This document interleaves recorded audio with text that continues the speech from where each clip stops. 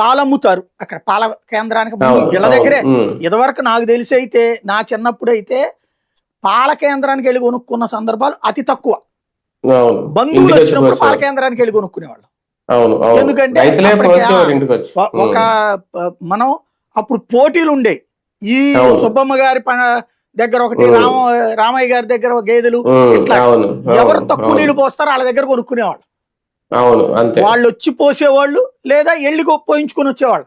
బంధువులు ఎవరు వచ్చారంటే పొద్దున్నే అయితే కనుక వెళ్ళి పోయించుకొచ్చేవాళ్ళు. ఆ తర్వాత బంధువులు ఎక్కువ మంది వచ్చి ఉంటే కనుక పాల కేంద్రానికి వెళ్ళి తీసుకునేవాళ్ళు. అప్పుడు వెన్న కూడా పాల కేంద్రంలో కొనుక్కునేవాళ్ళు అప్పుడు.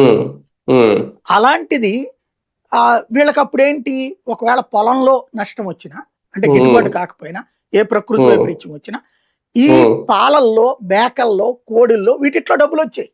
ఈ అమ్ముతా ఉండేవాళ్ళు ప్రతి ఏది ఆదివారం వస్తుందంటే కాసిన కోళ్ళు చుట్టుపక్కల వాళ్ళందరూ వీళ్ళ దగ్గర బాగా పెడుతున్నారని వీళ్ళ దగ్గర కొనుక్కుంటారు. ఎవరు బాగా పెడతారు, పప్పులు గిప్పులు పెట్టేస్తుంటారు కదా, మంచి ఫుడ్ మంచిగా కోడి బలంగా ఉన్నటువంటి చోట్లకి వెళ్ళి కొనుక్కుంటారు అక్కడ.